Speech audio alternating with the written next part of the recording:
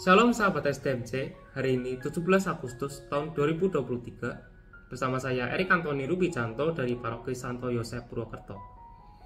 Bacaan Injil hari ini diambil dari Matius 22 ayat 15 sampai 21. Ayat yang berkesan bagi saya adalah ayat 17 sampai 21 yang berbunyi, "Katakanlah kepada kami pendapatmu, apakah diperbolehkan membayar pajak pada kaisar atau tidak?" Tetapi Yesus mengetahui kejahatan hati mereka itu lalu berkata, "Mengapa kamu mencobai aku, hai orang-orang munafik? Tunjukkanlah kepadaku mata uang untuk pajak itu." Mereka membawa 1 dinar kepadanya. Maka ia bertanya kepada mereka, "Gambar dan tulisan siapakah ini?" Jawab mereka, "Gambar dan tulisan kaisar." Lalu kata Yesus kepada mereka, "Berikanlah kepada kaisar apa yang wajib kamu berikan kepada kaisar, dan kepada Allah apa yang wajib kamu berikan kepada Allah." Demikianlah sabda Tuhan. Di dalam ayat ini kita itu diajarkan bahwa kita itu nggak boleh pilih-pilih dalam berbuat baik pada seseorang. Walaupun orang itu sudah jahat pada kita, terus ngeselin lagi ya. Nah, walaupun dalam realitanya juga, jika ada orang yang jahat pada kita itu seringkali menghakiminya dan membiarkan orang itu hingga mendapatkan ganjarannya. Namun itu nggak boleh ya teman-teman. Dan ini juga dikaitkan dalam perikop Amsal 3 ayat 27 yang berbunyi, "Janganlah menahan kebaikan daripada orang-orang yang berhak menerimanya, padahal engkau mampu melakukannya." Dalam bacaan Injil tadi, saya ingin sharing tentang pengalaman saya berada di dalam komunitas pelayanan. Pada awal saya berada di dalam komunitas pelayanan itu, saya merasa senang dan merasakan sukacita di dalam komunitas itu. Yang awalnya saya tuh nggak tahu pelayanan itu kayak gimana, dan juga nggak kenal sama orang-orangnya, saya jadi kenal sama orang-orangnya karena sering pelayanan bareng juga. Terus juga sering bercanda bareng, terus sering staycation bareng juga. Dan pokoknya orang-orang itu ternyata asik-asik guys.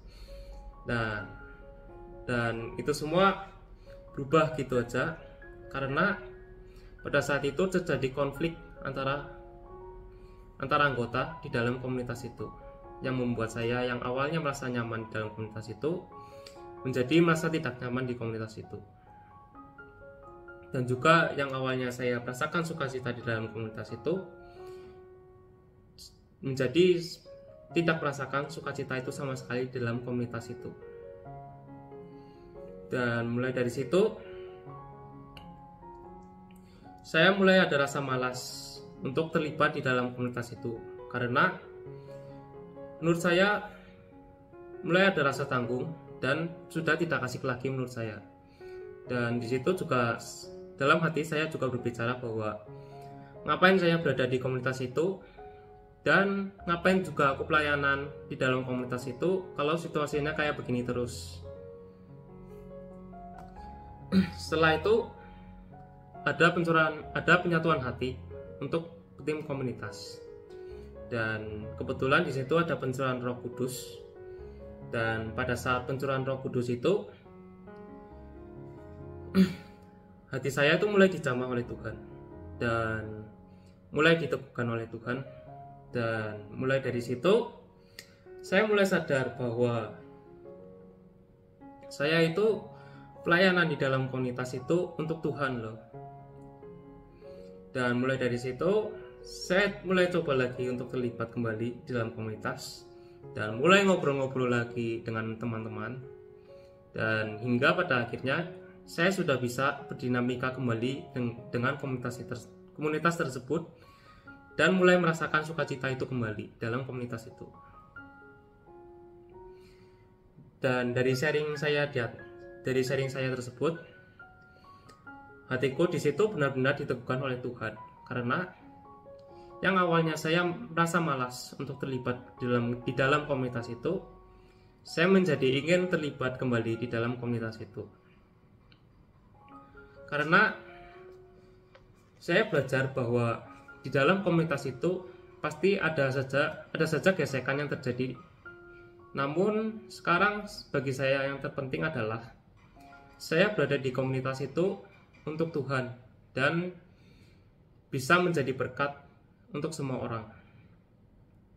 Dan hal itu juga diajarkan dalam Lukas 6 ayat 35 yang berbunyi, "Tetapi kamu kasihilah musuhmu dan berbuatlah baik kepada mereka dan pinjamkan dengan tidak mengharapkan balasan.